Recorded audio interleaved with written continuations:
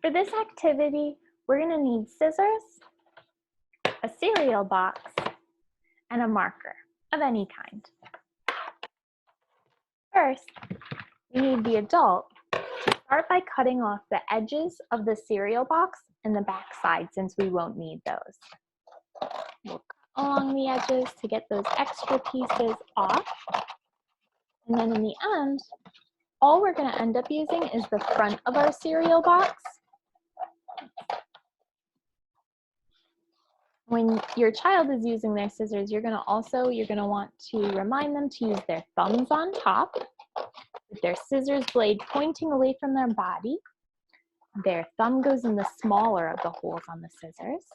They should try to keep their elbows at their side, especially their scissors elbow. We don't want scissor arm out. We want elbows at our sides. The helper hand can move more to help rotate our piece as we're cutting. But we really want that scissors elbow to be at our side.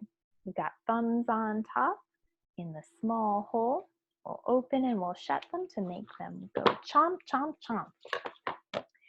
For our cereal box, we're going to turn it into a puzzle by cutting it into a few pieces.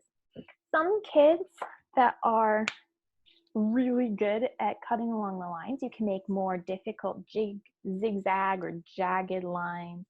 You could try wavy lines. I think I'm going to start with doing a big straight line across the middle.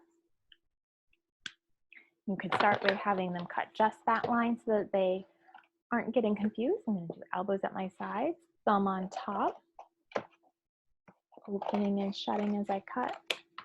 There we go. And then maybe I'm going to do a squiggly line here and a zigzag line there. So I'll cut along the lines. This is the part that you should have your child do.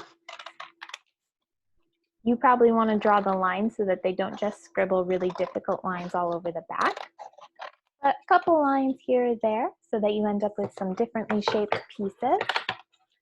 This last big chunk, I think I'm going to do a curved line and then maybe a pointed, two lines that come to a point.